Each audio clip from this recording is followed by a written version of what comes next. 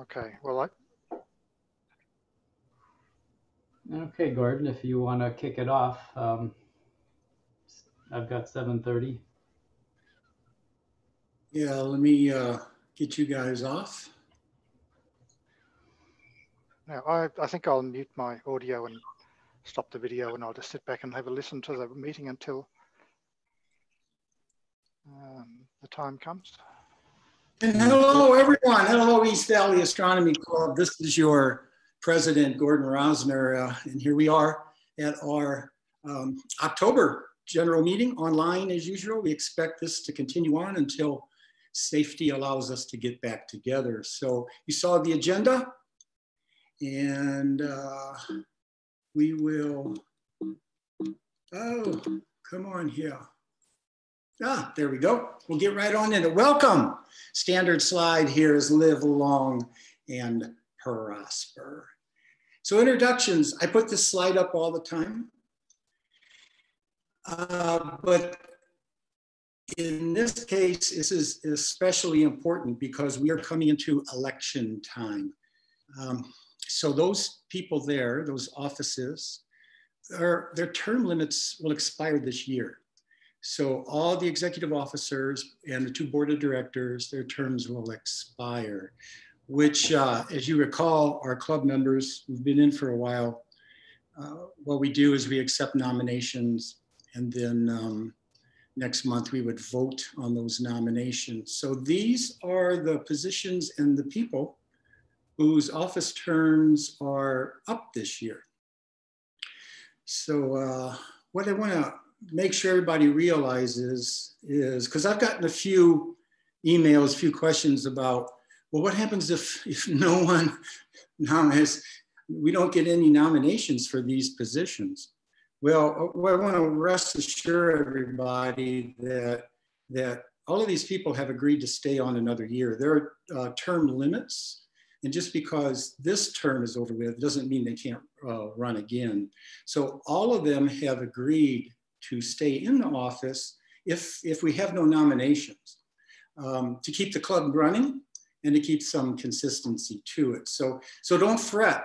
Don't say, oh my gosh, what's going to happen, you know, if all our officers quit and run off? What's the club going to do? We're still going to be running just as are, because they've all agreed to stay on to keep some consistency and get us through these weird times that we have. So these guys currently, I mean, I have to give them kudos because it's been rather tough this year with all the changes that have been going on. And these guys have been doing a great job on making sure that we segue into a new part of our club. So congratulations, everybody. I just want to make sure that club members all realize that too. So I'll cover their duties so everyone realizes, because the next slide, we're going to cover the timeline on what's going on about nominations, when there's nominations, when there's elections. So if anybody wants to run for any of these positions, you need to go into our club main page. And at the bottom of the main page, our online club website, on the bottom, there's links to our policy and procedures and our constitution and bylaws, is to go in there and review, and it gives details of what these positions are. But I'm going to run over them real quick.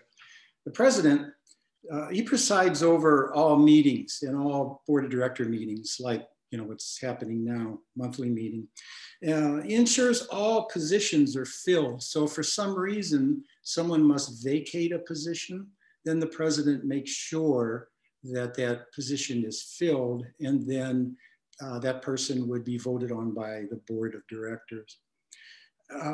Ensures that all the positions are performing their duties. And that has been a very easy job for me this year because everybody has been excellent in performing their duties. And the president writes the monthly newsletter column, as you well know.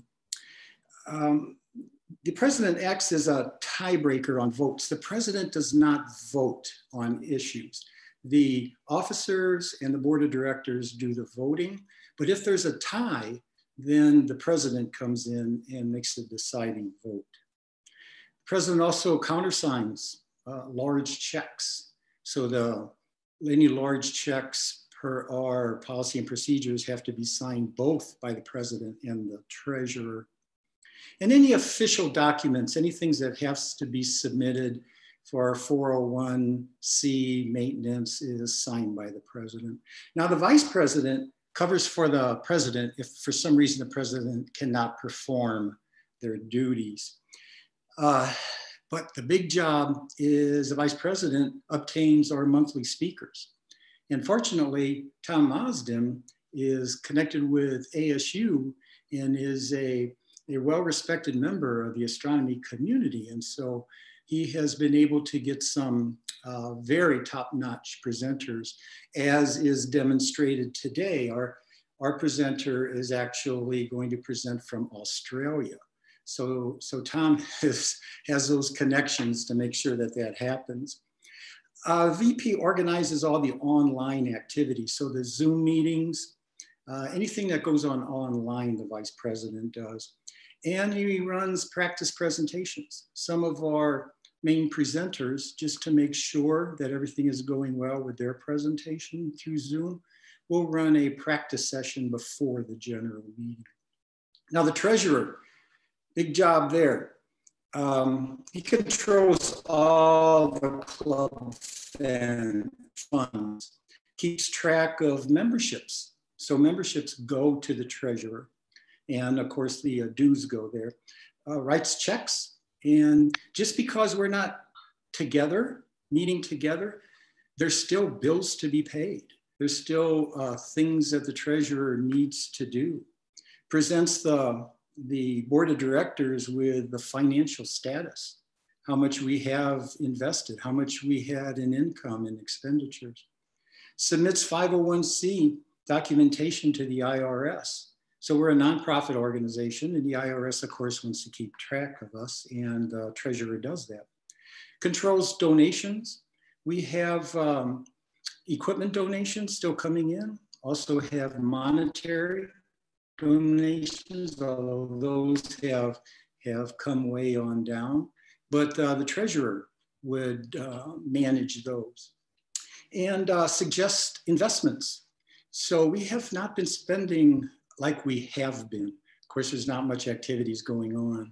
So the funds that are in there are invested and then in bonds. And then if we have a large investment or a large need, then a bond is sold and we use that money. So the treasurer keeps track of all of our investments and which bonds we have.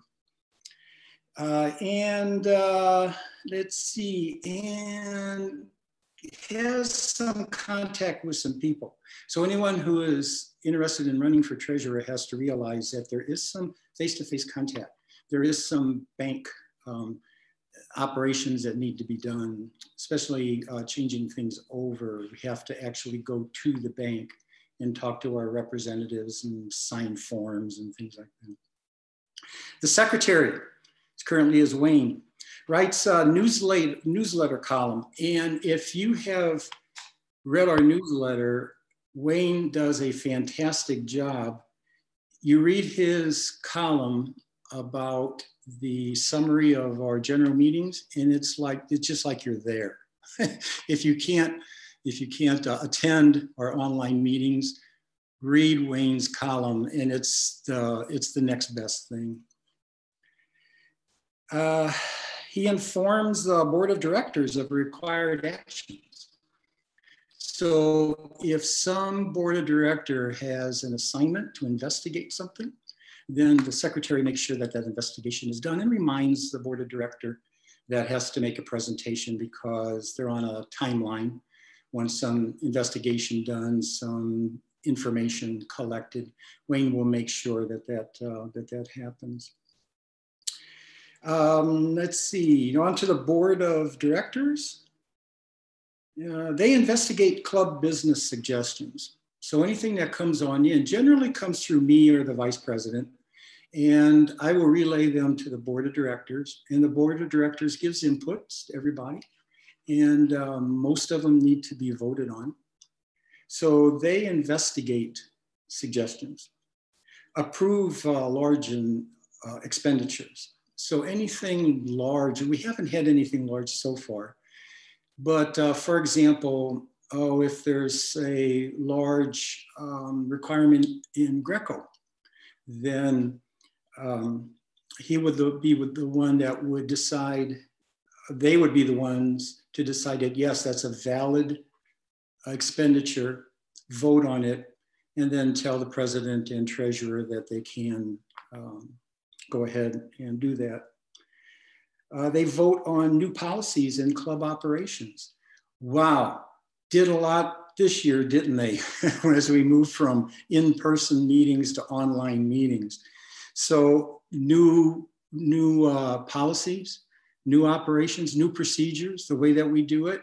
The board of directors was heavily involved in giving suggestions. And then when we finally realized what we were going to do, how we were going to do it, the board of directors then voted on it. And then, as you can see, we made a smooth transition into a new way of doing meetings. They review the financial statements and details, and just as a check to make sure that all the math is correct and the investments are done correctly. And they provide general inputs. Now, the board of directors, they're involved in astronomy. They can be involved in other clubs, and they keep their finger on the pulse of astronomy. And they will bring ideas and thoughts into the club leadership team in which we can discuss whether we want to incorporate them or not.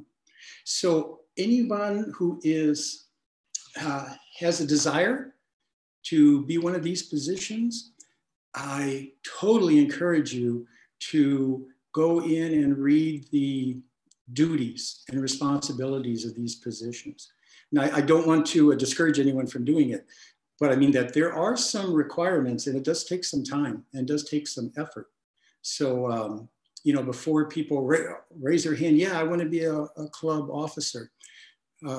Please understand what you're getting yourself into. A lot of fun. All of us enjoy being part of the leadership team, but got to make sure that you understand what you're getting yourself into.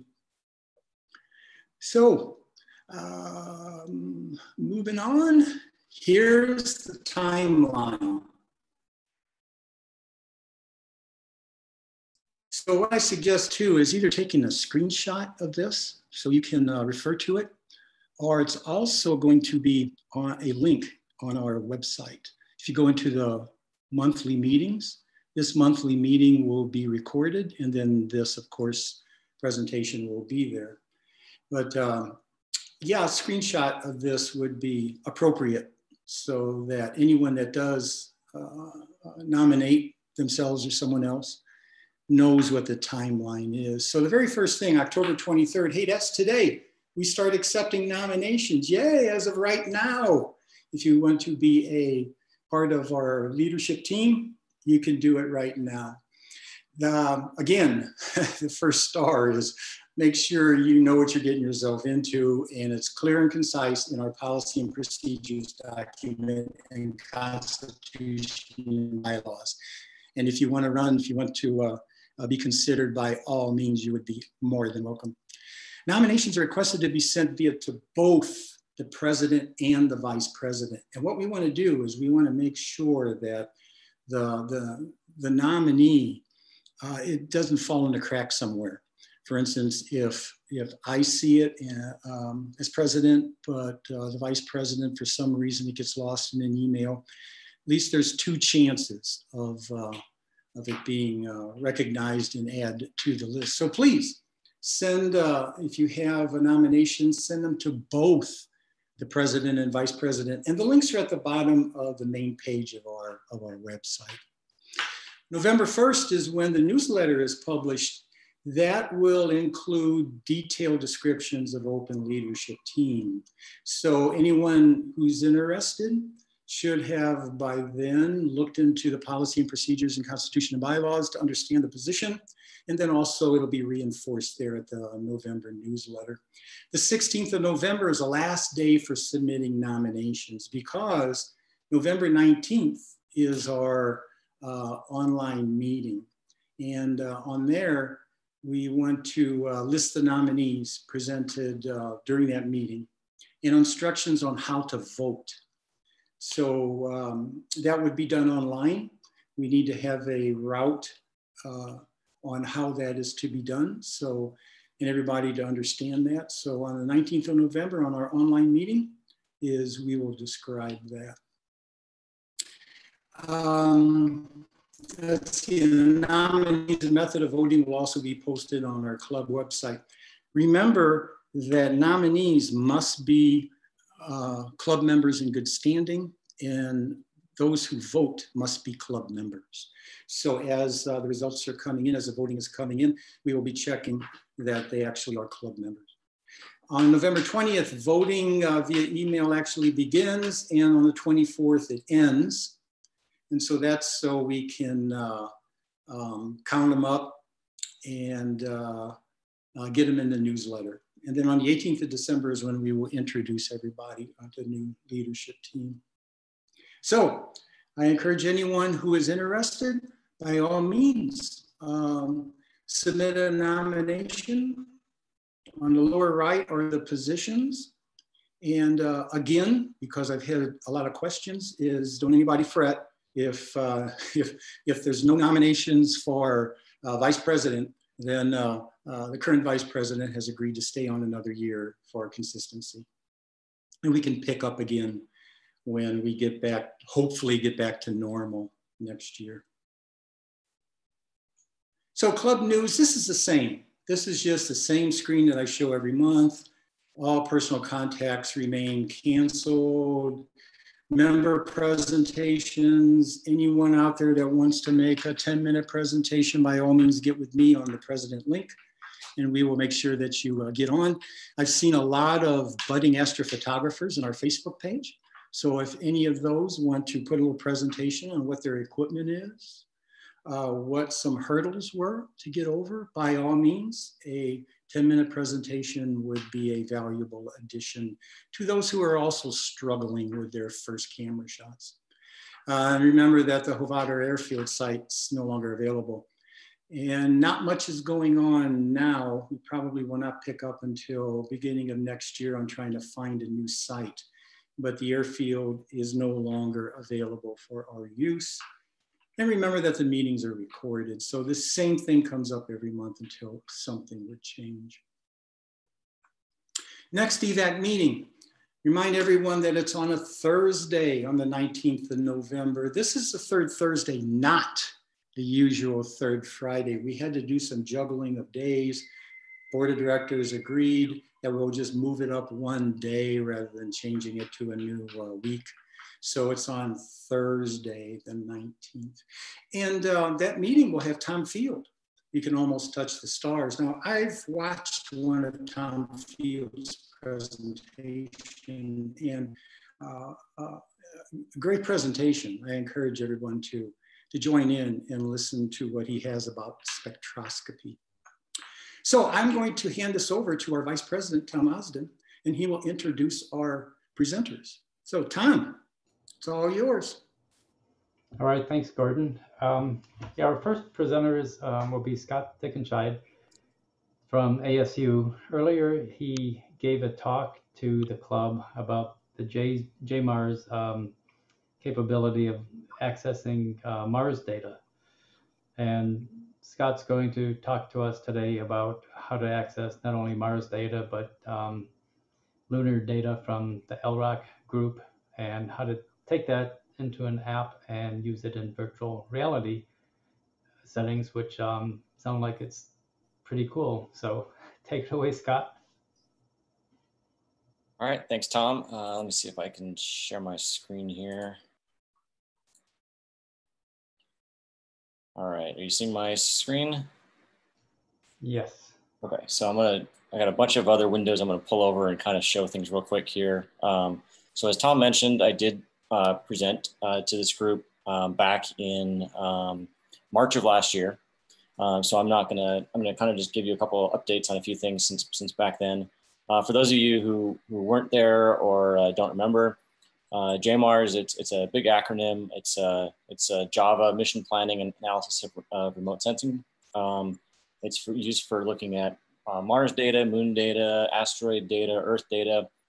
It's developed and maintained by a group of us at ASU, so it's definitely not just me. We all work for Dr. Phil Christensen, who has been running a camera around Mars for the last almost 20 years now, the Themis instrument. Phil also has an instrument on the OSIRIS-REx mission, which hopefully you guys have all heard about and seen the amazing work they've been doing, reported in the news the last few days with the asteroid sample return. And Phil's also got another instrument that's going to go to Europa, and another one that's going to go to the asteroids of Jupiter, and another instrument that's basically on route to Mars right now. All of his instruments we actually target and using JMARS as well. That part is all proprietary things that we do for NASA teams.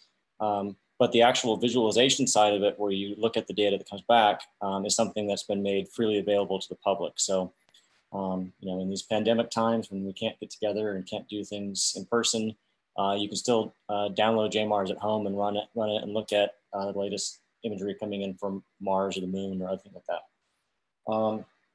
So that's that kind of thing. So the key things here, this is free software, and it will run on PC, Mac, or Linux. So if you've got any of those platforms, you can download JMARS and use it on there. Before I go too much further, I'm going to go to a couple quick slides I had a few years ago. One of the things I'm going to show, this is basically what JMARS looked like in March of last year.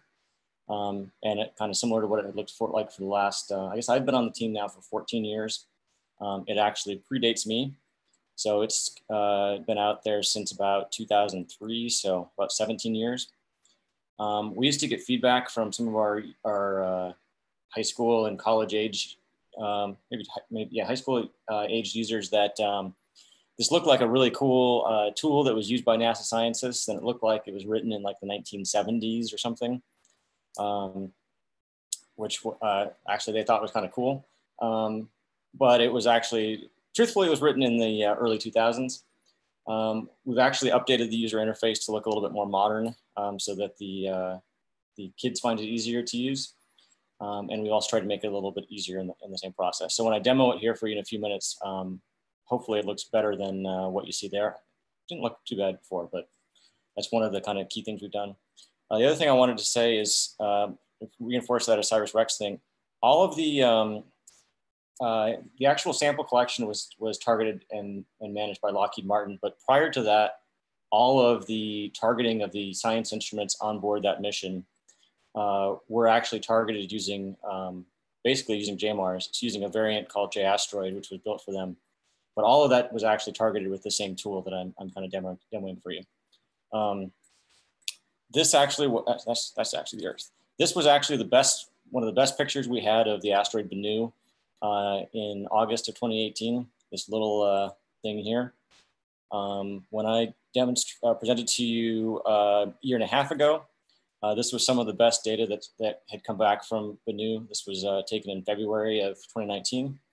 And then I'm just going to pull this other video over here. Hopefully you guys have seen this already. If you haven't, or even if you have seen it, this is worth seeing again. This is actually the images that were taken Tuesday as the spacecraft was going in, touching the asteroid with its robotic arm and ejecting the surface so that they were able to collect a sample into their collection head there. And they announced it today at 2 o'clock. They announced they had actually collected far more material than they had the mission goal. And they actually had a bigger problem of they had too much material that was preventing them from being able to close the collection device the way they had planned on it. But they were working on mitigating that, and I'm sure we'll have a solution soon. But so this was a big part that this was all run out of University of Arizona in Tucson. but we did have an instrument on there, and all of the mission planning software was done with the JMARS software out of Arizona State University.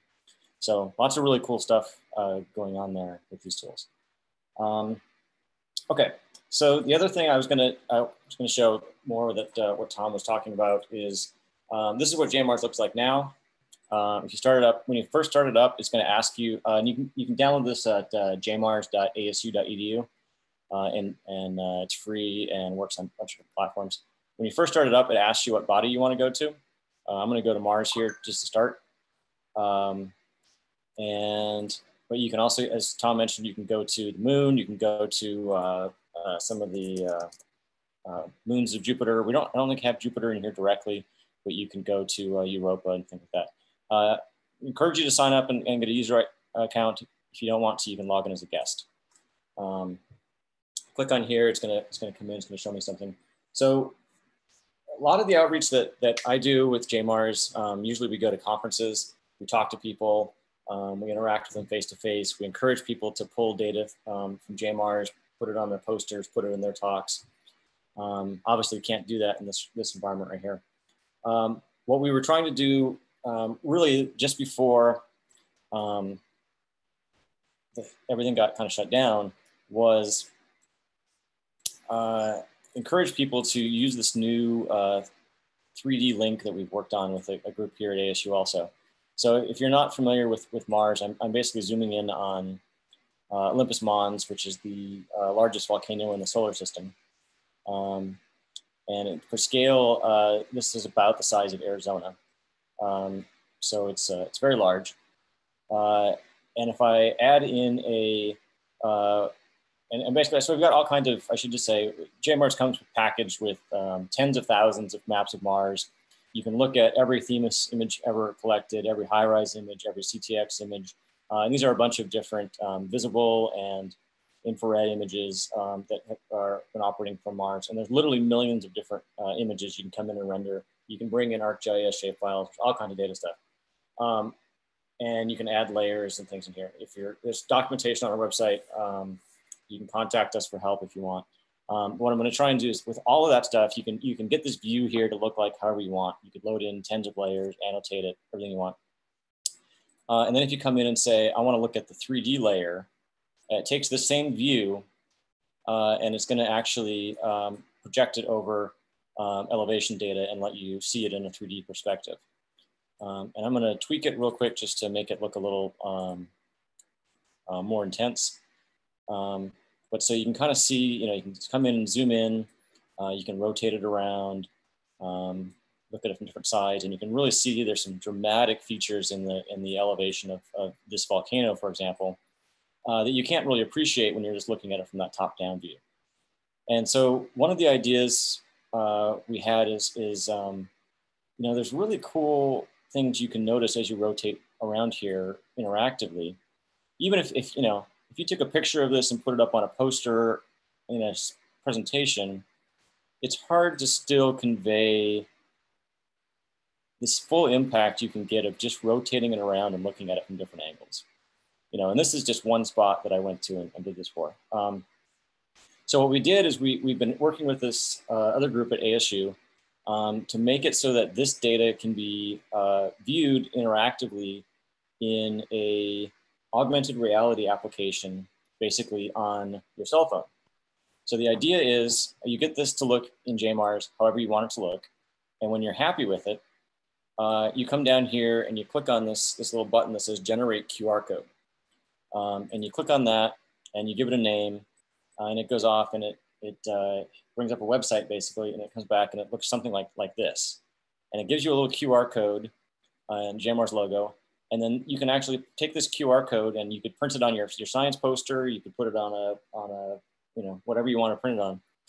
And then somebody with this augmented reality app, which you can get on the Google Play or the Apple Store, if you just search for JMARS, you can take your phone, you can scan that QR code, and it will basically bring up the same 3D scene on your phone in augmented reality. So you can drop it onto a spot on the floor in front of you or on a middle of the air, and then you can actually walk around it with your phone and look at it from from different angles, just like you could do in this view here. And so as a presenter or someone who wants to, share stuff, you go through, JMARS is a pretty easy way to access data compared to finding all the data and bringing it into tools yourself, but it still has a, somewhat of a learning curve. You still have to have a decent computer to use it. But if you get all your data in a way you want to share it, hit this QR code, anybody with a cell phone, with a reasonably modern smartphone can download this app, scan the QR code, and see this same 3D scene and be able to rotate it around and appreciate it without having to even download the JMARS application directly. And so I'll just briefly, real quick, hopefully try and give a quick demonstration on the moon. And then I think I'll be done here. So once you're running the application, if you want to change bodies, there's a little body menu. So I'm just going to say, let's go to Luna. Hopefully this works pretty smoothly. I was having a little bit of issues with the lunar maps servers earlier. Looks like it's going to behave. So you can basically go anywhere you want on the surface of the moon. We actually, we do mission planning, I mentioned, for the Themis camera that Phil runs around Mars and all the instruments on the OSIRIS-REx mission. We also actually are the mission planning software for the Lroc camera.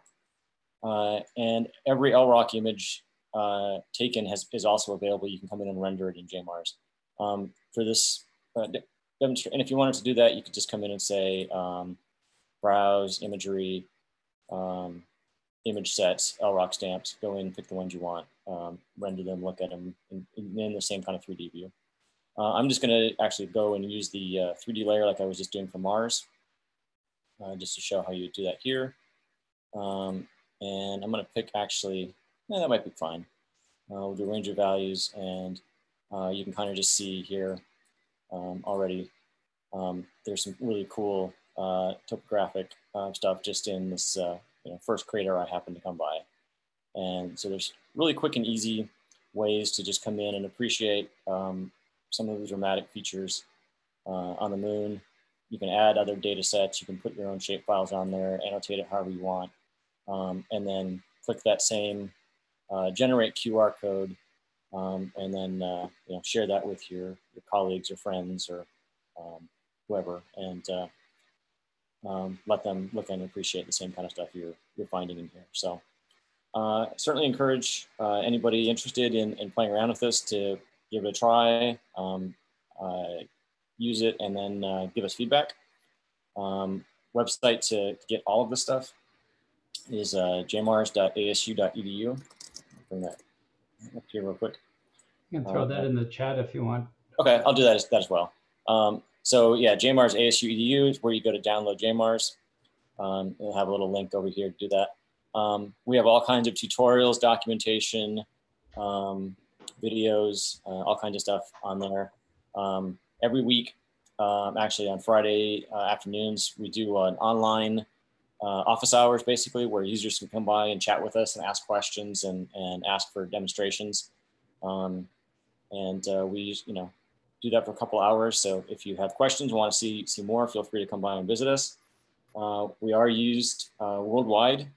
We had someone join us from Puerto Rico a couple of weeks ago, and then someone else joined from South Africa and asked questions. But I think we're over 100 different countries that have actually downloaded and used JMARS for scientific analysis over time. So I'd be happy to have anyone in this group join our user base, and feel free to contact us or let us know if you have questions. Okay, thanks, Scott. If anybody has a quick question or two, throw it in the Q&A, or if you think of one later, put it in the Q&A and we can get Scott to answer it for you. One question, Scott, when somebody sends you that QR code and you retrieve it, what format is that image in? The app takes care of all of that, but ultimately it's I think it's done through Unity. But so the image is actually in I think it's a GeoTIFF image basically, and then it's just paired with a DEM basically to give it elevation data. Okay, so I mean, if someone sent me an image like that, you're saying it's a GeoTIFF? I think it's probably just a TIFF that we're using for the actual phone app. But in the JMARS application itself, you can export the data out of the 3D layer into a STL file or into a GeoTIFF or into a TIFF or whatever. So you can export the data out of JMARS directly if you want to use it in another tool or for some other purpose. And then you're saying some people will import this into like a virtual reality. Right. Yeah. So if you download the phone app, so either on Google Play or Apple Store, if you search for JMARS, there's a JMARS AR app, so augmented reality, and the QR code will direct you to the application on your phone, and you can view it in virtual reality on your phone there. Okay. Yeah, so Bill Peters was asking if anybody knew about a large transient black cloud-like feature on Mars's Tharsis volcanic plateau today. I don't know if anybody noticed that or not.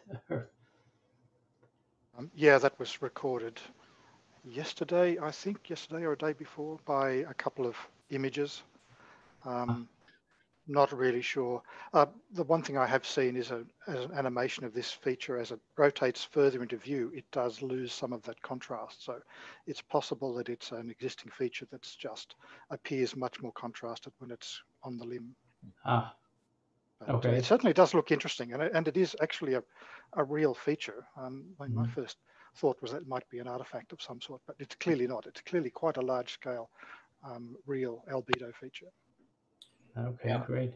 I'm not aware of that particular thing, but if you generally know where on Mars that feature is, JMARS would be a great way to look at all of the NASA data that's been collected for that feature. Yeah, I believe it's just east or southeast of Arsia Mons, just west of the end of Velis Marineris, sort of in that gap between the two. Yeah. That area generally shows up fairly blank on images this year. As you'll see, I've got a few images of that area, but it probably depends on the lighting conditions, I guess, and there may be some other conditions that highlight that feature. Okay, thanks a lot, Scott. That was pretty cool. Sure. Pretty cool tool. Okay, and I'd like to point out Gordon was going over the vice president's job of getting speakers for the monthly meeting, but the vice president does get help from club members, and like Tom Plakis helped me get, I think, our last 3 speakers. I was pretty ASU centric, and Tom took me in more directions to get a bigger variety and non-local people like Babak Tafreshi that normally would be pretty hard to get him over here since he was in Boston. And today it's another example. We've got Anthony from Australia. That'd be pretty hard to fly Anthony in on a normal in-person meeting. But yeah, with all of our with Mars, Saturn, Jupiter in our night sky, and everybody taking images of those planets, this is almost a perfect timing to have Anthony come and talk to us. Anthony is probably, I don't know, maybe best known or first known for discovering a couple impacts on Jupiter, 2009. There's a impact that caused a black spot in the planet's atmosphere, stacking some images, and that was pretty cool. People weren't quite sure that we could see stuff from Earth like that, and then just about a year later, happened to record a suspected asteroid crashing into the planet, and made a little flash, and he captured that too. But since then, he's been making really amazing images of the planets from the ground here on Earth. And I'll let Anthony, I'll get out of the way and let Anthony carry on with his talk and show us what he's been doing. Thanks, Tom. And thanks very much for asking me to come and talk to your meeting. A lot of interesting things have happened this year on the planets. Back when I was asked to talk, it was several months ago, and I didn't know at that stage exactly what this talk would contain, but I just kind of assumed that at least one of the planets would do something interesting. And as it turns out, you know, a couple of them have done interesting things. So there is some good stuff in this talk. Now, my apologies for looking off to the side, but I've got several screens here and I'm trying to keep all of this content visible on these screens. So I think I will start the screen sharing. Now, I'm going to share that screen. I'll just check with you, Tom, that that is showing up okay for you. Yes. Okay, cool. In that case, I'll get started. This year has been a great year for planetary imaging. I mean, I think I could say that almost any year. We've been very lucky down here in the Southern Hemisphere to have the giant planets Jupiter and Saturn pretty much at the zenith. But Mars also came to one of its near perihelic oppositions this year. Not quite as good as 2018, but then it turns out that 2018 and 2020 could pretty much be considered a pair because the actual perihelion is somewhere in between those two. So we got, instead of one great opposition, we got two pretty good oppositions. Even though Mars this time for us was a bit lower, a bit further down in the northern sky. So Mars was at an elevation of about 60 degrees. That's still plenty. And as you could probably see from this image on the cover slide, we managed to get some quite good images of Mars this year. Now, this is the last good opposition of Mars for quite some time. The next opposition, I believe Mars will be something like 16 arc seconds in diameter as compared to 22 arc seconds this time. So it shrinks by about 50% or thereabouts from this opposition to the next one. And then it's going to be something like the year 2035 before we get another perihelic opposition. So I would encourage everybody who's listening to get out there and look at or photograph Mars, because we've got another month, perhaps month to 6 weeks, where Mars is going to be at a significantly large size. And then after that, it starts to shrink and, you know, it just becomes quite difficult. Now, let's move on. So Mars was 22 arc seconds in diameter. I think it was almost 22 and a half, in fact, at its largest. And it will be the last great opposition till 2035. All right, so again, just saying you should go out there and take a picture of Mars. This image on the right-hand side is actually an image from 2018. In fact, it shows the onset of the global dust storm. We'll get to this slide a bit later as a comparison of how the features on Mars have changed between 2016, before the global dust storm, and 2020, which is obviously the opposition after the global dust storm of 2018. And you'll see there are some quite interesting changes in the appearance of Mars caused by the global layer of dust that got moved around.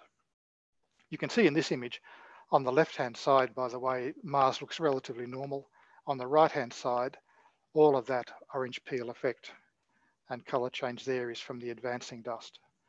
And this was taken just as the dust storm in 2018 was getting going. Now, something very different this year. For the first time on Mars, we've got some significant upgrades to software packages which allow us to do more than we've been able to do in the past. Mars is an interesting planet if you're trying to get the best high resolution images. It has albedo features which are notionally fixed, things like Olympus Mons and the Grand Canyon, Valles Marineris, Syrtis Major. These major features are pretty much fixed on the surface.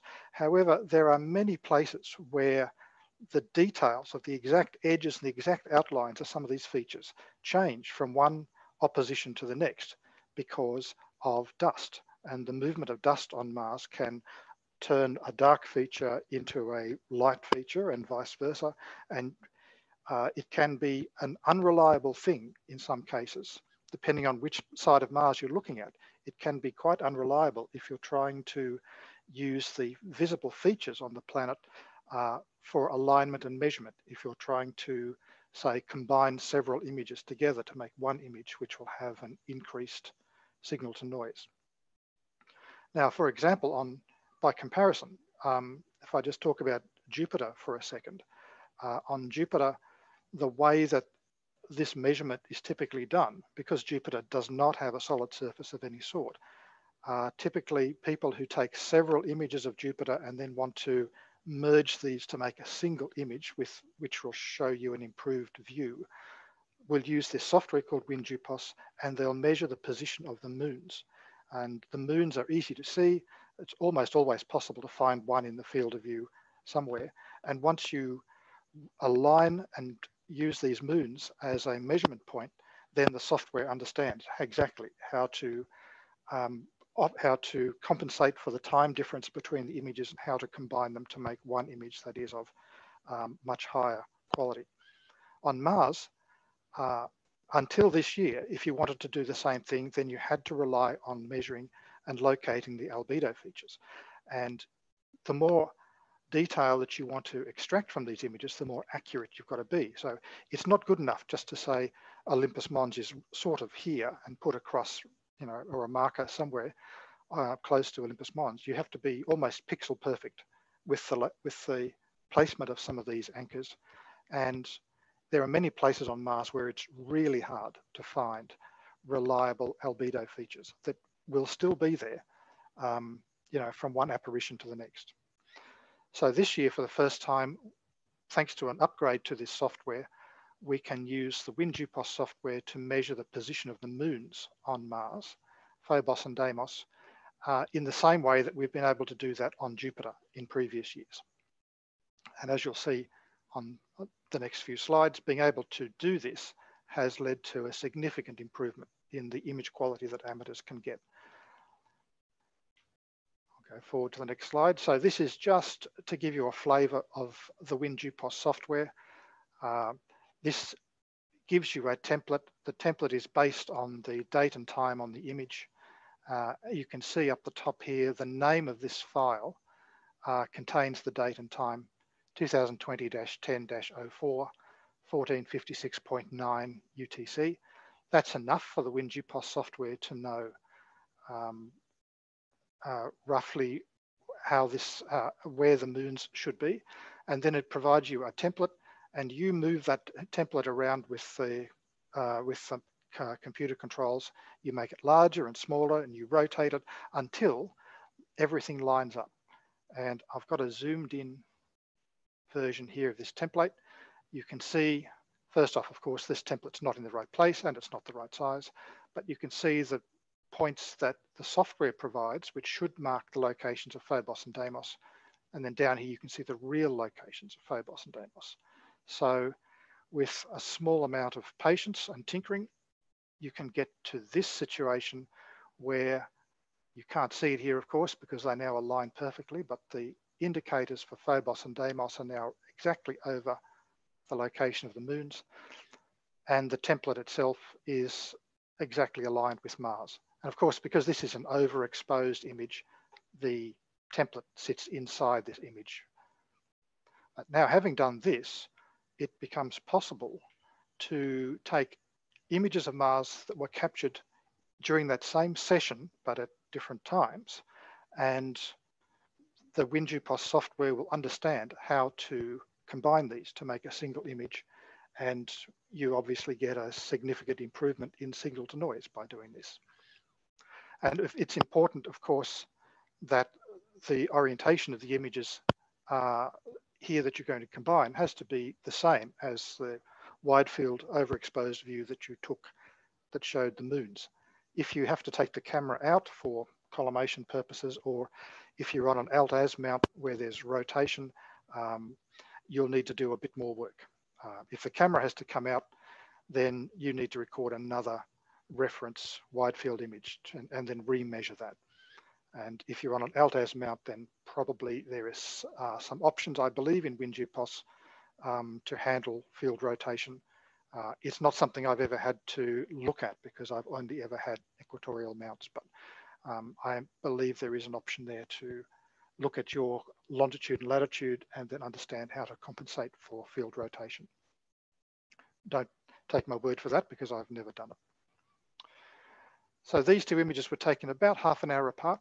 I mean, at first glance, they kind of look very similar, but with, if you look at them in detail, you'll see that this one on the right is rotated significantly compared to the one on the left.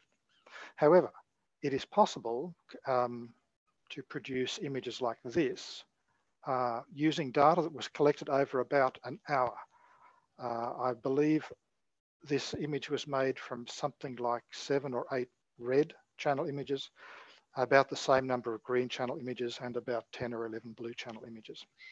I mean, the ability to use the WinJupos software now to derotate and merge data collected over a long period of time just is an absolute game changer, as far as I'm concerned, for improving the image quality.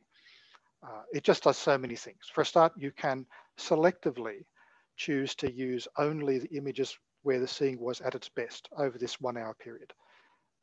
And 1 hour, that's an arbitrary decision on my part, just to restrict it to 1 hour. You could, of course, try to merge data captured over longer periods. But it just so happens here at my location, if I'm very lucky, I get roughly 1 hour of the best seeing around midnight to 1 a.m. And then after that, and before that, the seeing is just so bad that there is no way you would want to use any of that data. So I didn't really get much of a choice about restricting it to 1 hour.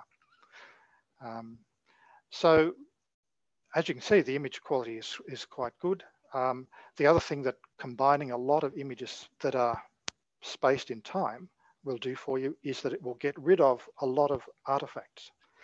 And in particular on Mars, it's prevalent to get edge artifacts just because of the really sharp limb that you get on Mars. A lot of telescopes have trouble with that, and it's so easy in the processing to get quite a visible double edge and various other problems.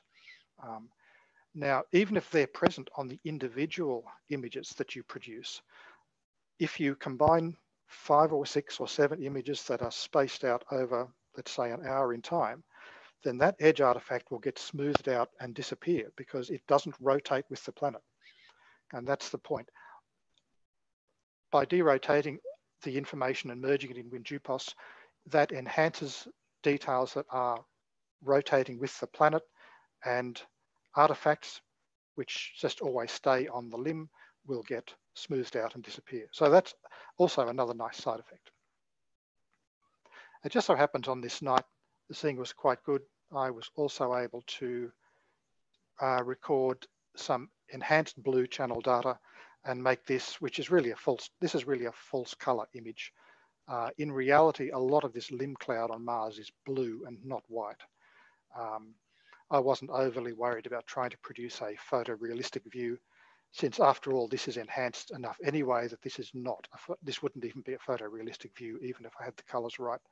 I just left the extra blue cloud as white and merged that over the top of the true color RGB data. But it does show you a lot of the cloud activity that's happening on Mars, but really a lot of the time that cloud is so thin that it's almost impossible to see. I'll go forward. Oh, and so just obviously checking the features here, there is Olympus Mons, very prominent. Valles Marineris, just on the side here.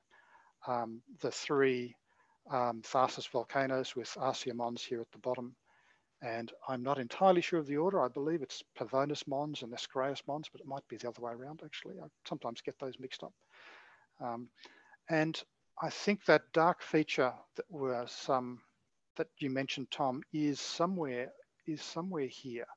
I don't believe it's this feature, but it may be a feature which has been partially obscured by clouds until recently, and maybe the clouds here over Arsia Mons have just shifted a bit, and this dark feature here is more visible now.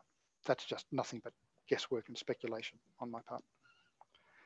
Now we'll go forward to another image. So here's another example of what you can do when you're combining lots of data taken over an extended period. And we'll come back to this image later, in fact, because this image shows some significant discrepancies in the albedo features that we see here compared to how Mars used to look back in 2016.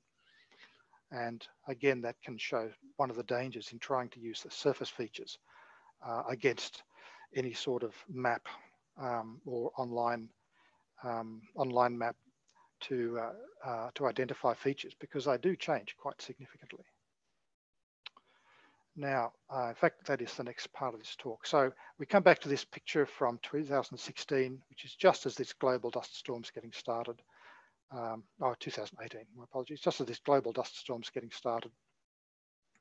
And then we'll have a look at one of the effects, apart from, being the end, unfortunately, of the Opportunity rover, which I believe Opportunity's landing site, I'll just go back here for a second. I believe Opportunity's landing site is around here somewhere, not 100% sure. But anyway, that's where I think where Opportunity was. So this is a wonderful, almost a two-faced view of Mars, with the Mars as it should appear on the left, and then Mars covered by global dust on the right. And it didn't take very long for Mars to look like that, which shows almost no features. In fact, you can see down here on the South Pole cap here is almost completely covered by cloud. One of the really amazing things about the onset of this global dust storm in 2018 was this image captured by another Australian amateur astronomer called Niall McNeil. He's presented this South Pole at the top. We have Olympus Mons and we have the Tharsis volcanoes here poking up through the top of the global dust. So they look quite striking just by comparison with the rest of the features. And again, over here on the left-hand side, you can see the telltale orange rind wrinkly appearance that happens when you have the waves of dust catching the afternoon sun. But the most amazing thing about this picture, which you probably won't see just looking at this, happens if you reproject this image and then look at those exact same frames. This has been flipped around now. So we have Olympus Mons up in the top left corner. We have the three Tharsis volcanoes down there. And we have this amazing view of the global dust storm. And this is a series of frames taken over about 2 hours. So when you think about that period of time, such a short period of time, just 2 hours, we have this cloud of dust here racing across toward Valles Marineris, and it's moving at several hundred kilometers an hour to cover that distance in such a short time. It's one of the most remarkable amateur images I think I've seen of Mars. Now, Mars is prone to doing weird things, and I'll just go forward here and show you another image, but this time we're going even further back in time. We're going back in time now to 2012. And what we're looking at here on the top of the image is this very strange appearance. It looks like a cloud, but it's actually several hundred kilometers above the surface. So it's no ordinary cloud. This is what's called a high altitude cloud on Mars. And there was some speculation at the time as to whether there might be some localized remnant of the Mars magnetic field underneath that that might be responsible for it, or if this is in fact dust that has somehow been carried into very high elevations. There was a number of public papers published about this. If anyone is interested, you only have to Google for high altitude cloud on Mars and you'll be taken off to links for the papers and you can have a read about that. But it just goes to show that Mars has got some very interesting transient phenomena, and obviously opposition is the best time to try to find those. And one last image here from 2016 showing again Olympus Mons, the Tharsis volcanoes and Valles Marineris on the right, and quite a different view of Mars in 2016. The angle that we're looking at here is quite different to the angle that we see this year. Now, let's come back to this image. So, in 2020, this image on the left, obviously with improvements in both equipment and improvements in software and improvements in technique, this is a significantly improved image compared to the ones that I got in 2016. I guess also there was some improvement in seeing as well, but I do remember back in 2016 having what I thought was quite good seeing. So in fact, I think a fair proportion of the improvement between these 2016 images and the 2021 is just improvements in equipment and technique. But we see something very interesting here when we look at the albedo features. Now we've got this feature called Margaritifer, which is visible on all three images. And it looks roughly the same if you can mentally adjust for the difference in rotation between these images. The features between these three images are very similar. The difference comes when you go across and look at this region to the west called Oxalia, or Oxia. In 2016, both in true color RGB and down here in infrared, it's quite a striking shape. But this is how it appears this year in 2020. And it doesn't take too much staring at this to realize that it looks nothing at all like it used to look in 2016. The more you look at this, the more discrepancies you find in this region between the old view and the new view. And this touches on something that I've found every time a Mars opposition comes around, and I want to find a good reference map that will show me the features that I'm seeing in images like this and give me names for those features. Well, that is a bit of a quagmire, I've got to say.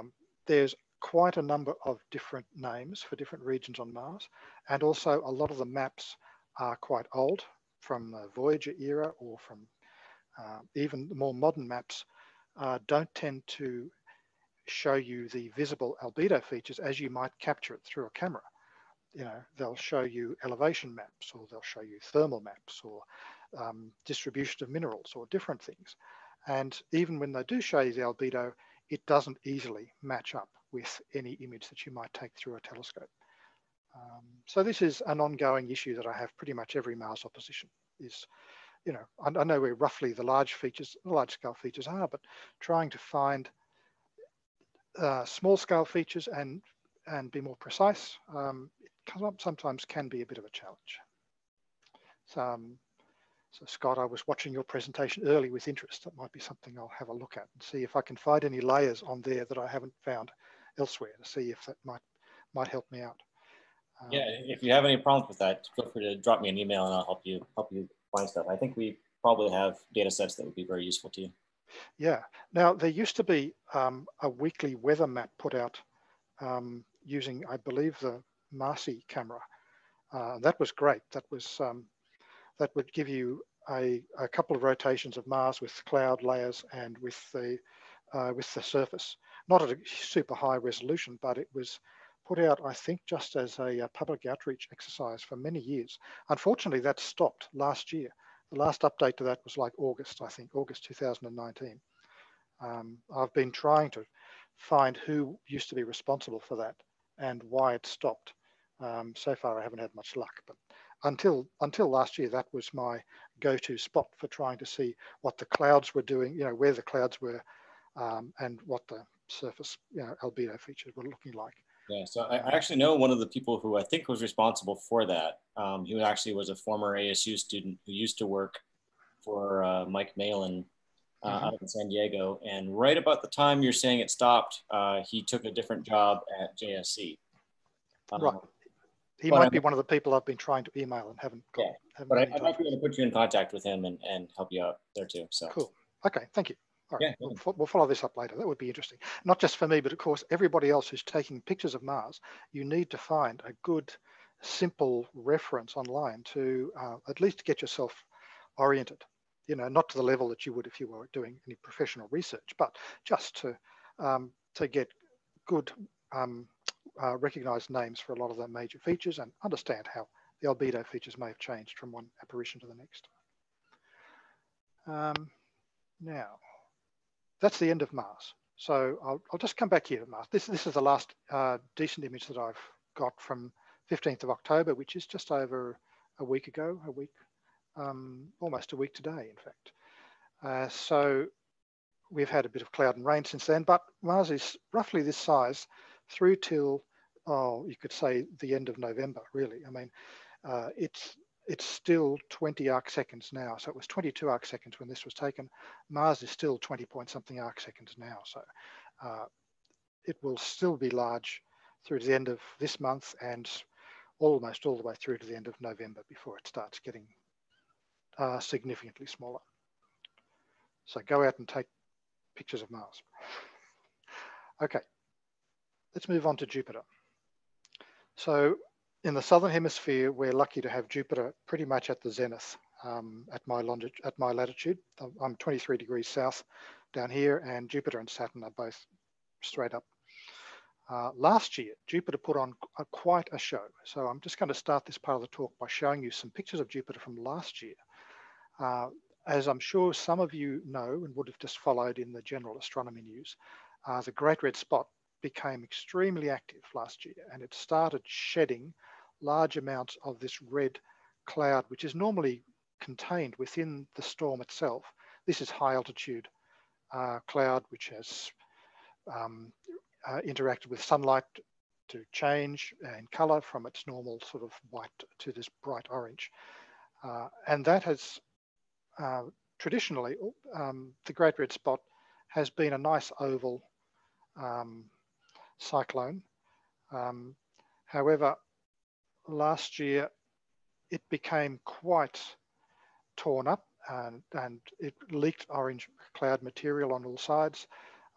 It became much more dynamic, I think more dynamic than anyone who's been watching for the last 20 years has ever seen. In fact, if I show you this next slide, which is an image that shows cloud altitudes. So this is done through methane absorption in Jupiter's atmosphere. So the longer the light path has to travel through Jupiter's atmosphere to reflect off the clouds and then come back out again, the darker this is, because the more the light is absorbed at this wavelength by methane. So high altitude clouds, like the clouds inside the Great Red Spot, show up as nice and bright. And you can see here this very obvious streamer of cloud connecting off to the side, which is just quite remarkable to see on Jupiter.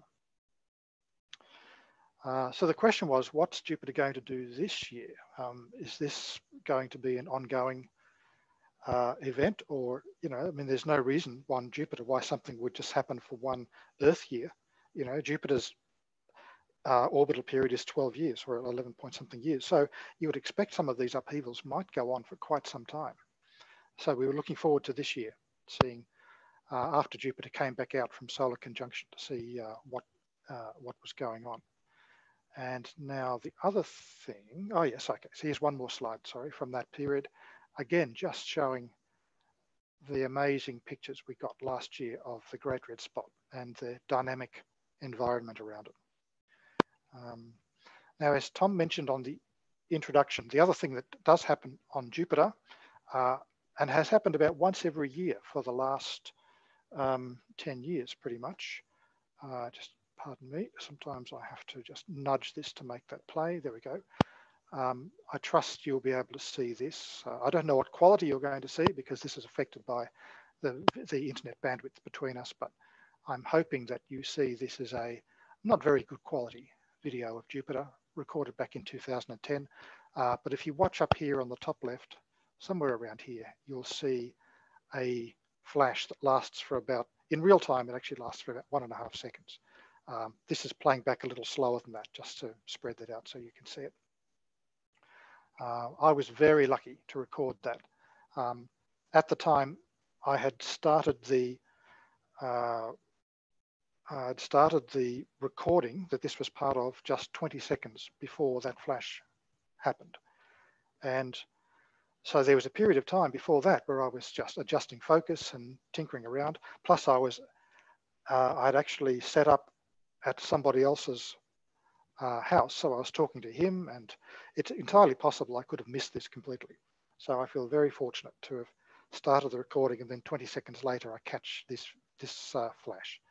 I might say as a direct result of laying awake at night afterwards in a sweat, wondering about what would have happened if I hadn't been recording, you could imagine seeing this flash, but without recording, what are you going to say? Post on the net saying, I saw a flash. Well, where's the recording? So I got in touch with the author of this capture software that I was using.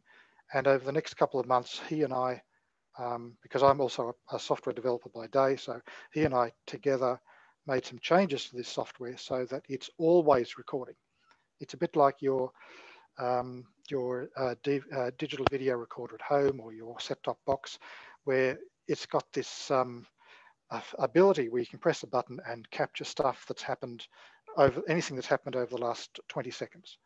So that is now a standard feature in this software. So even if you're not recording and you happen to see one of these flashes, you can just press a button and the software will have been remembering everything that it put on the screen. And so there's no chance of missing something as long as you don't take more than about 10 seconds to press the button. Anyway, so that's a great improvement. And it just so happens now that we've seen about one of these a year, every year since 2010. There's a really good question about why we didn't see any before 2010. Again, there doesn't seem to be any reason for it. My guess is probably that we've just got more amateurs watching Jupiter, more people recording video like this, and just more people paying close attention. And it was probably doing this all along and we just didn't see it. So that was 2010. So this could happen any year. In fact, there was another flash earlier this year, just a few months ago. So there was one recorded this year and there's been one recorded pretty much every year. This one's a fairly small piece of rock. I think this one was estimated to be something like a 10-meter diameter piece of rock, but still enough to cause quite a large flash. So the question is, what is Jupiter going to look like this year? This is, again, an image from last year, just showing how the Great Red Spot, after all of that shedding activity, was considerably smaller. In fact, it was the smallest it's been, I think, in the last like 30, 40 years last year. And there was some consideration given as to how stable the Great Red Spot really is over the long term. It has been there for several hundred years, but there's no reason that it should be there forever. And it may be that it's just a temporary feature which will eventually disappear. Nobody really knew. So here we go. Here's the first images of Jupiter from this year. This was taken back in April, not long after Jupiter had come out from behind the sun. And you can see the Great Red Spot, still fairly small. Down here on the left, we've got another large atmospheric feature called Oval BA. This is called Oval BA because there used to be a whole bunch of big ovals down here, A, B, C, D, E, F. Most of those have disappeared and ovals B and A merged to form a single large oval. So that's, I think, one of the only remainders from that series. If you ever look at a picture of Jupiter from back in the 90s, you'll see there's quite a set of large white ovals down here in the south. And this one, Oval BA, is the only one really that's left from that set. It was going to, because of its drift rate, it's going to catch up to the Great Red Spot this year. So there's going to be a conjunction between the Great Red Spot at its latitude and Oval BA, just a bit further south. No one was really quite sure what that was going to, if that was going to cause interaction between the two. These sort of conjunctions happen every couple of years. So it's worth watching them every year to see if something different happens. So the first thing that we really noticed about Jupiter this year was the difference between the southern equatorial belt and the northern equatorial belt. And you can see here the difference is quite striking. The southern equatorial belt is quite pale. It almost looks like it's going to fade out, which does happen occasionally. The southern equatorial belt sometimes disappears completely, whereas the northern equatorial belt is really turbulent, really active.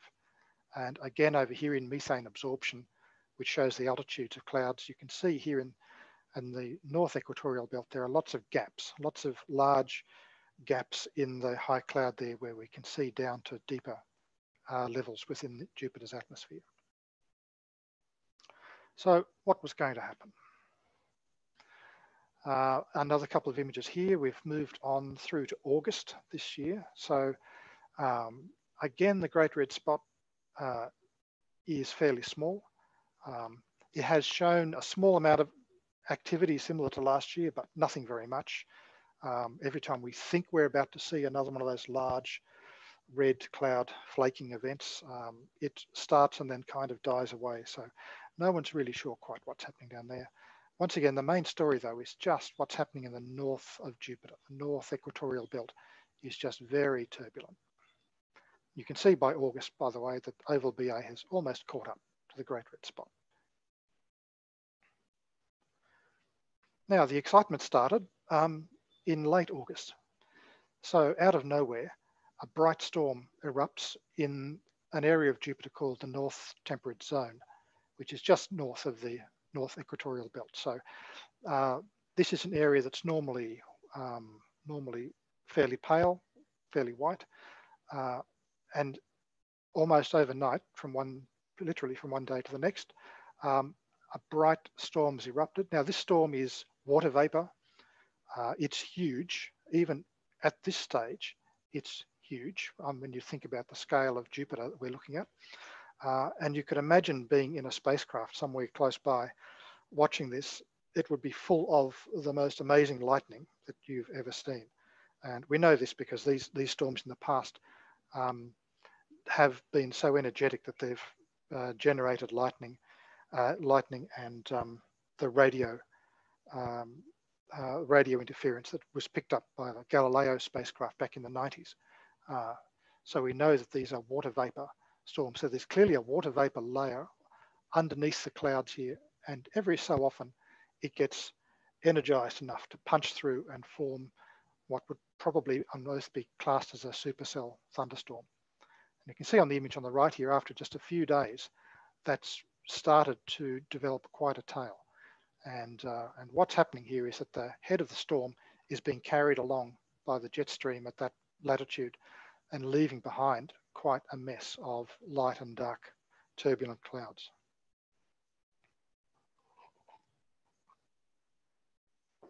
So here's a color image showing the head of that storm up here as it's coming along.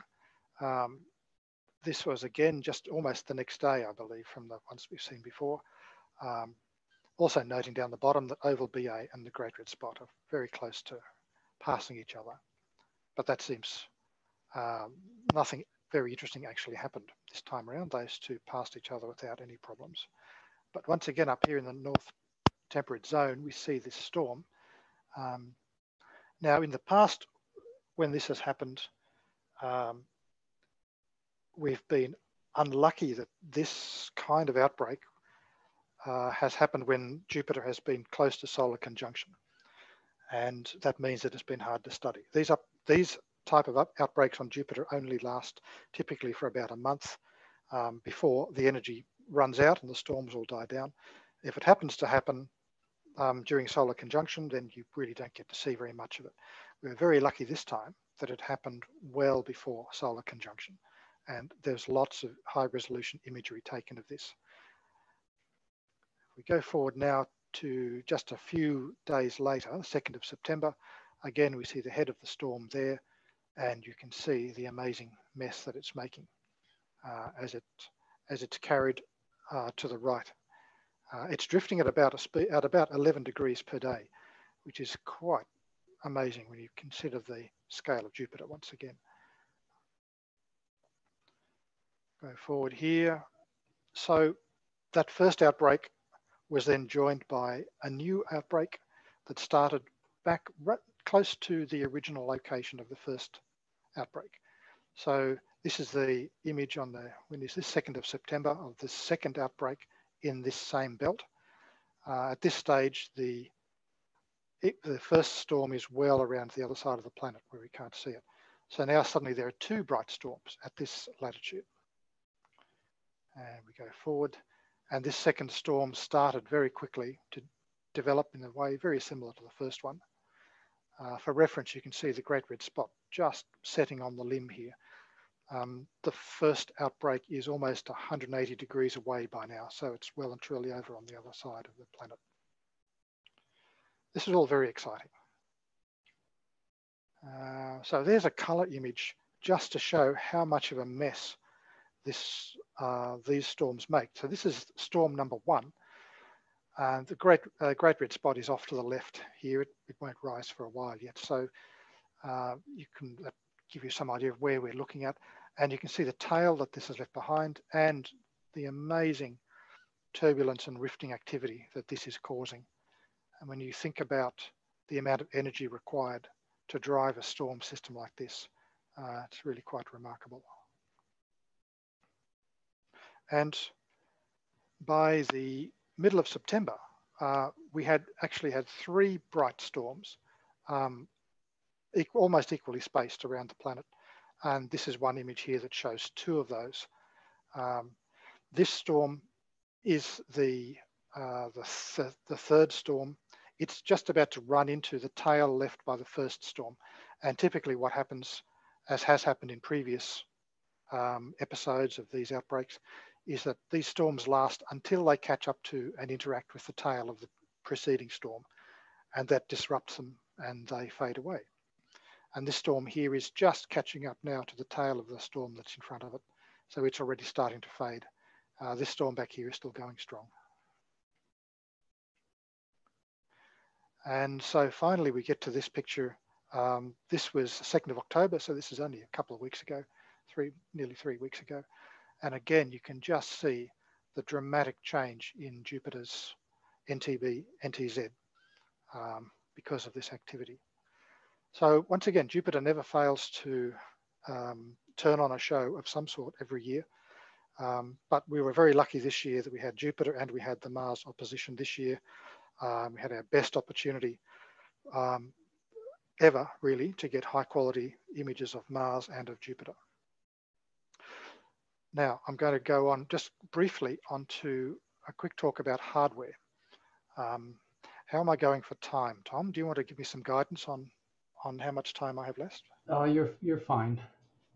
Okay, no problem. Yeah. This section won't last very long, but I'll have a quick chat about hardware and then I'm happy to answer questions. Obviously, I get asked quite a lot about how to improve if you're getting into planetary imaging. It's quite a journey for me. I started this back in 2003 with quite rudimentary equipment, and I've just slowly, as the years have gone by, found ways to improve. Even this year, I've made quite a number of improvements. So I'm getting significantly better images this year even than I would have got last year. And almost all of that is due to hardware. And this is the point that I try to make quite strongly, is that if you want to do this sort of planetary imaging and you want to get really good quality images, then almost all of the work has to be in understanding the hardware that you're using. Pretty much everything that you do before you press the record button is going to determine what you get at the other end. Now, it is true, of course, that software can help a lot, and there are certainly ways to go wrong in software in the processing afterwards and turn what could be a good image into a bad image, but that's relatively minor compared to everything that happens before you press the record button. So if I was going to talk about this, I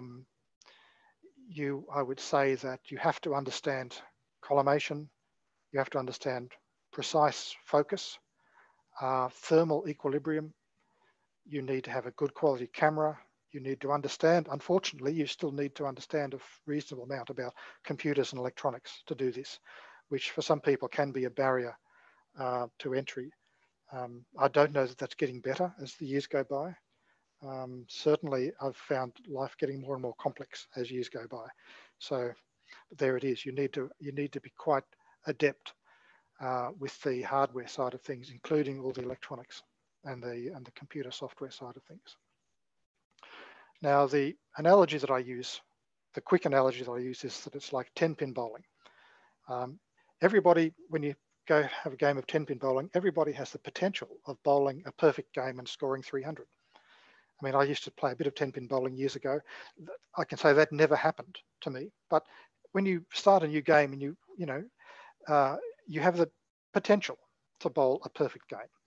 And in 10-pin bowling, the scoring system penalizes you for everything that you do wrong. So you start off with a potential score of 300, and then effectively your score gets lower and lower and lower as the more and more things you do wrong. That's pretty much the way I view this planetary imaging Lroc. Everybody, when you go out at night, you have the potential of recording an absolutely perfect image. But everything that goes wrong, whether it's things that you have control over, or whether it's just the seeing overhead that you have no control over, everything that goes wrong reduces the quality of the image that you're going to get. So if you're going to try and improve, the way you need to look at it, in my view, is to try to understand the things that are going wrong, address those, and try to improve. Try to do fewer things incorrectly. And that comes down to collimation on the telescope, understand how to collimate your telescope accurately. It comes down to a lot of things. Now, just quickly, this one slide here just makes the point that for planetary imaging, which is the left-hand side of this, there's a whole bunch of stuff that has to be almost perfect if you want to try and get the best quality images. But on the other hand, there are some things on the right-hand side here that we don't really care about. And that there are very few places where planetary imaging has life easier than deep sky imaging. You know, deep sky people work at reasonably low magnifications. That can make life a lot easier in many ways. But on the other hand, the deep sky, to get good quality deep sky imaging images, you really need to be spot on with your tracking. You can't tolerate any light pollution, and there's various things that really are a problem for deep sky imaging, which don't have any effect at all in the planetary imaging. In fact, having inaccurate tracking can be an advantage, because there is this approach called dithering, which planetary imaging people do, where you intentionally move the planet around on your camera so that any fixed pattern noise on the camera gets averaged out. And this is done quite intentionally, or in my case, unintentionally, since my tracking is not that great. But I don't care. It doesn't matter if Jupiter slowly wanders left to right or up and down. The camera guiding system here will always bring it back, and having this wandering around fairly slowly is actually quite good for planetary imaging. So there's a couple of places here where we have advantages. However, you do need to understand collimation. I've only ever owned Newtonian telescopes, so over the last nearly 20 odd years, I've become quite good at understanding how to collimate those and making some changes to the telescope so that collimation isn't as big a deal as it might otherwise be. So people with different types of telescopes, Schmidt-Cassegrains, etc., you have to be quite good at collimation. There's simply no other way around it. I'll show you a picture here. This is a picture of a montage of my Newtonian. I've done a number of hardware changes on this to try to make collimation easier. And the point, I guess, that I'm trying to make here is that if you can make collimation something that's not scary and something that can be done just within a couple of minutes, then it encourages you to check your collimation and adjust it more often. I do see comments by people online that they don't want to touch collimation on the telescope because they don't really quite know what they're doing, and it could take half an hour and they might end up with it worse than when they started. And a lot of that actually is just because of the poor quality of the hardware that's involved in the collimation. And it's something I've tried to address in my own telescope. I've built various gadgets that go on the telescope, like this system down here on the bottom left, which adjusts the tilt on the secondary mirror. I tilt the whole secondary cage just by hand, but having these tilt adjusters on the outside of the tube makes it very easy just to tilt the whole secondary around. It's a significant improvement over the system that you find on most Newtonians. In fact, down at the bottom here, you see that my secondary holder is glued and is fixed onto the vanes of the spider. There's no adjustments down here at all. All the adjustments are on the outside of the telescope. Makes life quite a lot easier. Something else that I am quite pedantic about is making sure I have dovetail fittings on all of my equipment that goes into the focuser. The sloped skirt on these dovetail fittings is essential, in my view, for making sure that they lock down square against the focuser. If you go and buy almost anything online, 2-inch, to go into a 2-inch draw tube, it will probably have a parallel side and it'll just be held by the normal locking screw that pushes in from the side. And if you put your fingers where your accessory and the draw tube join, you'll almost certainly feel them tilt when you tighten up that locking screw. It's a terrible thing.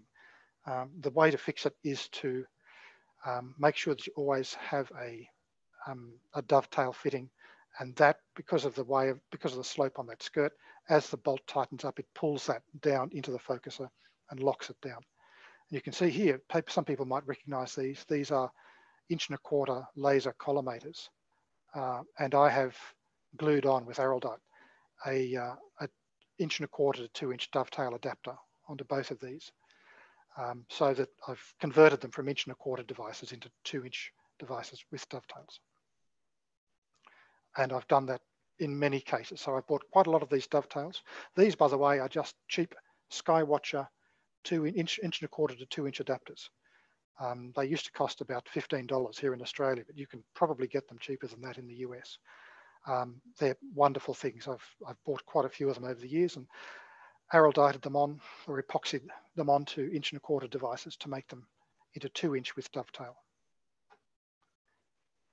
And the other thing that I would say is that the camera, you can see my camera here on the right, attaches via T-threads onto the filter wheel, more T-threads.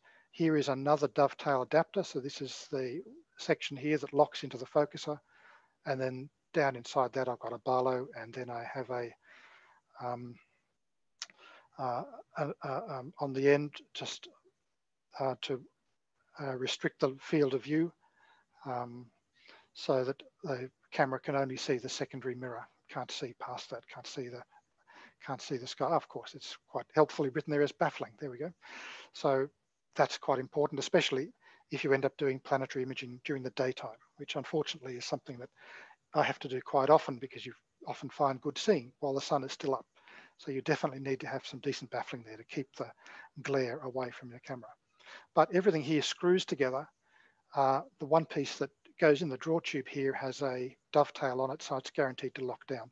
And the point here is that you do your collimation, and then you want to be sure that when you put the camera and filter wheel into the telescope that it's still collimated. I've seen a number of telescopes where the collimation shifts noticeably because of sag and movement. So really collimating the telescope makes you feel good, but then when you put the camera in, there's so much sag in the system that it's not collimated anymore. Something to be avoided. Now, just very quickly, I'll mention the Moonlight Focuser that I'm using. Here are some pictures off the Moonlight website. Overall, it's a great piece of gear, but like so many things in the amateur world, you often find hardware that you buy that is not as good as it should be. And this is a perfect case in point. Notice here there are four bearings in the Crayford setup. So you've got a set of 4 bearings here and a set of 4 roller bearings there. And on the other side of that, you have the arm that presses the draw tube against the bearings. Well, 4 is a very strange number when you want something that's meant to be holding. And in fact, I became curious after I'd had this for a little while, and I discovered that I could spin these inside bearings by hand, that really they weren't doing anything. In fact, I think actually one bottom bearing and one of these inner 2 bearings were the 2 that were actually touching the draw tube, and the other 2 were just idling. And having 4 is just, in my view, a crazy idea. You just will never get all 4 of these taking up load at the same time. In fact, what I've done on my focuser after that experience, I'll show you a close-up photo. I took this photo this morning just so I'd have something to show. I've removed the 2 inner bearings completely. And so now there are only 2, top and bottom, and it's absolutely guaranteed that they're both taking load. And it minimizes the amount of sag in the whole system. And the other thing I've done to minimize sag is I've rotated the focuser so that the the roller which presses against the draw tube is vertical, because on the Moonlight Focuser system, that is almost a point of weakness. And you don't want to have that carrying the load of the camera. So I've rotated my focuser so that is vertical when I'm imaging. Anyway, that's just an example of small changes that I've found necessary to equipment, you know, very reasonably expensive equipment. You're just not quite sure why we have to do these things, but sometimes we do. There's a picture of my telescope. The observatory is all made from lightweight metal, holds very little heat, so that as soon as the sun goes down, all of this loses heat pretty much instantly. And even when I'm forced to do some imaging, like just on sunset or just before sunset or just after sunset, the telescope will be very close to thermal equilibrium the whole time. Now, just finally, I want to show you a picture of another telescope. This is a 20-inch f4 by a colleague of mine, a good friend of mine, Phil Miles. Phil lives just about 10 kilometers away from my location. And he's built this monster, got very good results with it. Again, he's got a lot of the similar lessons in his case. His telescope are taken from mine. A lightweight metal tube that doesn't hold much heat. So it reaches thermal equilibrium very quickly. In his case, he's added a lifting pier. You can see that here in a partially extended position. And that helps, in his case, even more to lift the telescope up so that it gets away from the thermal problems that you find inside an enclosed observatory. And in fact, I think if I go forward one more, you can see a short animation here on the right showing this pier going up. And on the left is an image that Phil took in September this year of Mercury. And as you can see, that's his picture on the left. That's the simulated image on the right. And as you can see, he's done quite well with that image of Mercury. But the last image I think I want to show you is this one. Again, this is Phil's telescope, a 20-inch f4. With everything that we've learned over the last few years about thermal equilibrium, collimation, cooling, precise focus, when all of that works and you find good seeing, you can achieve results like this. And believe it or not, that is Neptune and Triton. So, and on Neptune, you can see some bright storms. This was taken in 2017 and, you know, is quite a remarkable image considering that Neptune is 2.3 arc seconds in diameter. I think that is the last of my slides. Thank you all very much. Tom, I'll hand it back to you and I'm happy to take questions. Wow, thanks, Anthony. That was an amazing talk. that last image of Neptune, that was remarkable. And then we do have a couple of questions. One was, I think, discerning lightning versus the asteroid strike. How do you rule out lightning or discern the two from each other? Oh, I see. Yes. Okay. So with an asteroid strike, I guess the question is: you see a bright spot on Jupiter. How do you know that it's a water vapor cloud with lightning in it, as opposed to an asteroid strike? Now, I'm not a professional astronomer, so a lot of what I'm going to say here is just my opinion and my experience. But with Jupiter, the interior of Jupiter, the gases that make up that part of the planet are all dark. You know, if there's a lot of stuff in there that occasionally gets dredged up, when it gets dredged up to the surface, it forms a dark spot or a dark layer on the surface. We also see that when the clouds, the high level clouds part on Jupiter, and we can see a little bit further down, we see that as a dark region on Jupiter. So in general, anything that gets pulled up from Jupiter's interior tends to be dark. If it's, now the asteroid strike that happened back in 2009 I first saw that as a very black spot on Jupiter. In fact, I thought it was a moon shadow, to be honest. For the first hour or so that I was imaging and I saw this spot there, I just assumed it was the shadow of Io or something, until I realized that actually that couldn't possibly be the shadow of Io down there in the southern hemisphere. It's not in the right place. But what we were seeing there was an asteroid had come down, had gone through Jupiter's atmosphere, super hot, and it had heated up a whole bunch of material that was down underneath that top cloud. That material had just, because it was hot, it had just risen to the surface, and it was like just a thin layer sitting on top of the existing clouds. And it was black. In the visible light spectrum, it was black. Now, it could be seen as bright if you looked at it in a methane image, in a methane absorption image, because that layer of cloud was higher than the normal layer. So it showed up as bright there, but in the visible spectrum, it showed up as dark. And that's one of the indicators of an asteroid strike. The material that gets dredged up from underneath will come up as black. Interestingly, with a water vapor cloud that punched through, as we saw here on Jupiter this year, that rises to a very high altitude. And it shows up as bright white because it's water vapor. It's bright white anyway, and it rises to a much higher altitude than debris from an asteroid strike would. So these things do look quite different. Although I guess when I first saw the asteroid strike back in 2009, I had no idea what I was looking at, really. Okay, great, thank you. And then one from Claude Haynes. He was wondering, has the Juno spacecraft imaged these storms lately? And kudos on the great images. Yeah, okay. So the Juno spacecraft is in a, I believe it's a roughly 60-day orbit. It might be 57 days, don't quote me on that, something like that. And almost all of that time, it can't get any decent images of Jupiter. And so once every 57 days or so, it has a 2-hour period where it passes over a very thin stripe of Jupiter's, above Jupiter's cloud surface, and we get a very close-up detailed view of that thin stripe.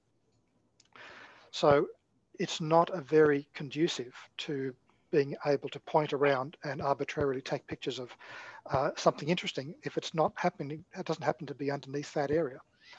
Now, there was a pass in August. I don't believe it picked up any of the NTB material. I certainly don't remember seeing that. We've seen close-up views of other parts of the planet, and of course Juno's recording all sorts of interesting scientific data as it goes along. But as the time goes by and Jupiter moves around its orbit, it's becoming increasingly difficult, in fact, for Juno to get good quality daylight images. Already Juno has gone much longer than it was ever intended to, because originally it was meant to be in a 14-day orbit, but they had trouble when they got to Jupiter and had to leave it in its temporary 57-day orbit. So the mission has been extended several times, but unfortunately, just as Jupiter moves around its orbit, it becomes more difficult for JunoCam specifically, to get good images of the daytime side of Jupiter. Okay. And another question is, what camera or cameras are you using? So I'm using a camera, used to be from a Canadian company called Point Grey Research. They've been bought out by, I believe it's an American company now called FLIR, F-L-I-R, who make thermal cameras, and almost all the thermal camera imagery you see is using a camera from FLIR. FLIR wanted to get into the machine vision market, computer vision and robotic vision. So they bought out this company, this Canadian company called Point Grey Research, and it's been Point Grey Research cameras that I've been using. They're using quite high sensitivity CMOS sensors, and they're a video camera. So you can record at something like 60, 70, 80 frames per second. And even though the planets are quite dim when you work at this focal length and have them enlarged to this extent, you can still get very good signal to noise over a recording lasting, between 60 seconds and 2 minutes. Okay. And what technique do you use for precise focus? Yes, I use the Mark I eyeball for precise focus. So the one thing I recommend for anyone who's getting started, almost always people that are starting out will be manually focusing, because that's, you probably have a telescope that you've been using visually, and you've got a webcam or something that you want to put in there and record some pictures. And so you'll be manually focusing. Now, I spent about 3 months of when I started planetary imaging back in 2003, doing that, focusing manually, and eventually decided that it was really just not a good idea. So I bought an electric focuser and discovered almost overnight that it's impossible to get accurate focus by doing it manually. And you don't really realize what you're missing out on or how badly you're doing until you've got a precise electric focuser there that you can use for comparison. And suddenly all these techniques to get exact focus are just easy. You know, the obvious way to know if you're in focus or not is just to move the same distance either side of your current position and see whether one side looks better than the other. And if they both look equally out of focus, then you know that you were in the right place. But, you know, quite often you'll move a few microns one way or a few microns the other way, and one side will look obviously better than the other. And so it's clear that that your focus position had drifted a bit. Especially in my case, with all the metal in my scope, it doesn't really hold precise focus.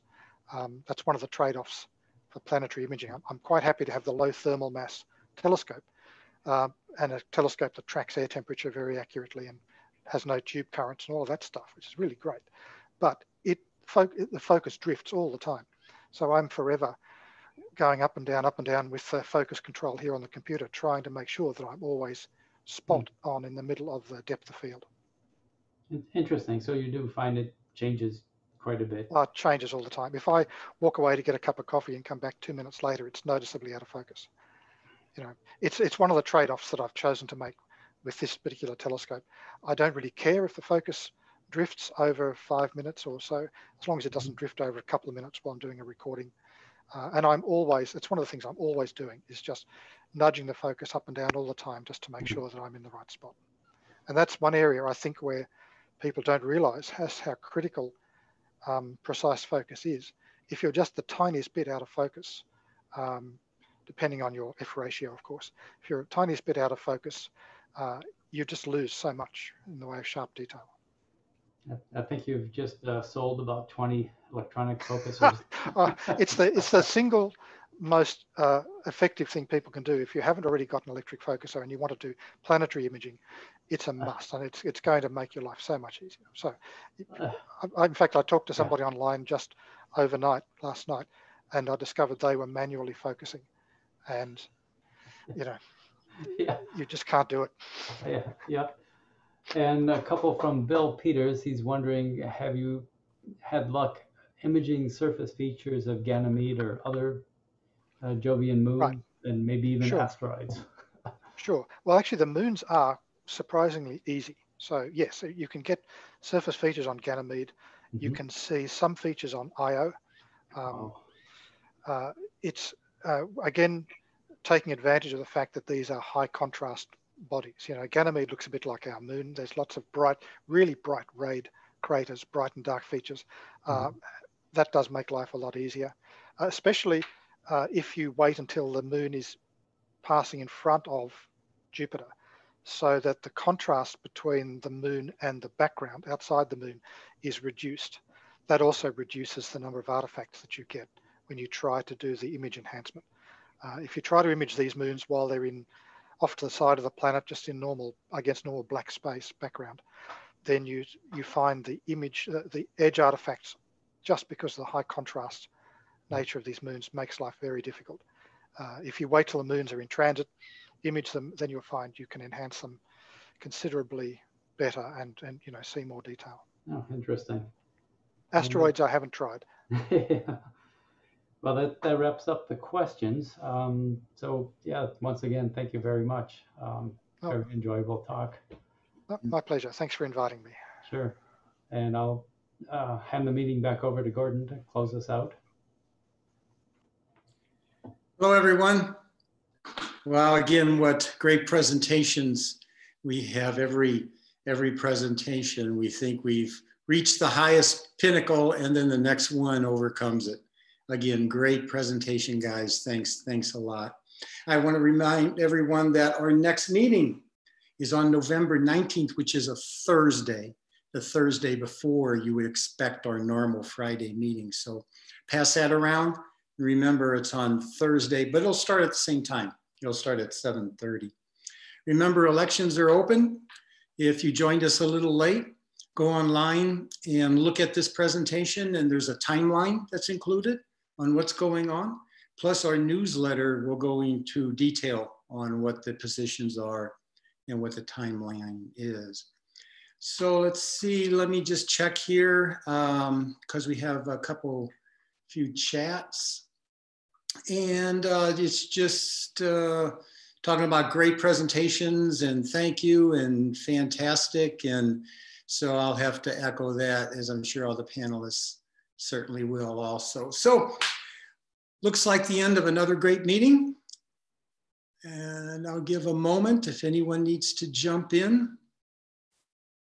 No, okay, so I'll give a countdown. 3, 2, 1. Thank you. Bye, everyone.